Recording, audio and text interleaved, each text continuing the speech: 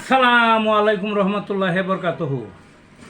তে বন্ধুগণ, আশা করি আল্লাহ পাকের রহমতে সকলেই সহি সালামত আছেন। তে কবি গাজী আক্কাস আলী ইউটিউব চ্যানেল এর পক্ষ থেকে আপনাদের সকলের প্রতি রইল একান্ত আন্তরিক শুভেচ্ছা ভালোবাসা। তে বন্ধুগণ, এখন আপনাদের সামনে যে বয়ানটা রাখবার চেষ্টা করব, বয়ানটা হলো আমার স্বরচিত একটা কবিতাটার নাম হলো ফুটবলের মাতাল। বিশ্বকাপ ফুটবলকে কেন্দ্র করে সারা বিশ্বে এখন ডামাডোল চলছে, সবাই জানেন। আমাদের দেশের কোনো দল নাই সেই বিশ্বকাপে, নাইও আর কোনো দিন হবে বলে মনে হয় না। এত নিম্নে আমাদের দেশের খেলার অবস্থা।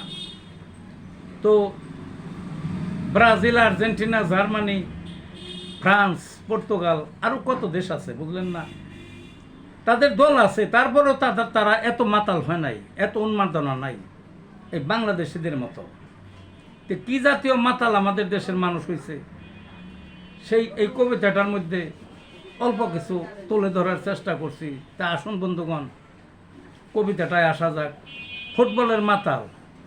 বৃদ্ধরা হয় এমন জওয়ান, বিশ্বকাপ এলে ঢিলে কাপড় তোলা রেখে টাইট জার্সি গায়ে। আর্জেন্টিনা জানের জান, মাথাটা যায় ঘোলে, বৃদ্ধকালে এমন দশা মাতাল কারে বলে। দিবারাত্র ফেদা বাড়ে, সকল কর্ম ছেড়ে, অন্য দলের একটু কথা সহে না তার গায়ে। অযৌক্তিক সব তর্কাতর্কি, লজ্জা শরম খুইয়ে, নিজের দলই সর্বে সর্বা মিথ্যা তথ্য এনে। যদি গোল খায় নিজের দলে, ঘামে শরীর ভিজে, হেরে গেলে কথাই নাই আত্মহত্যা বেঁচে।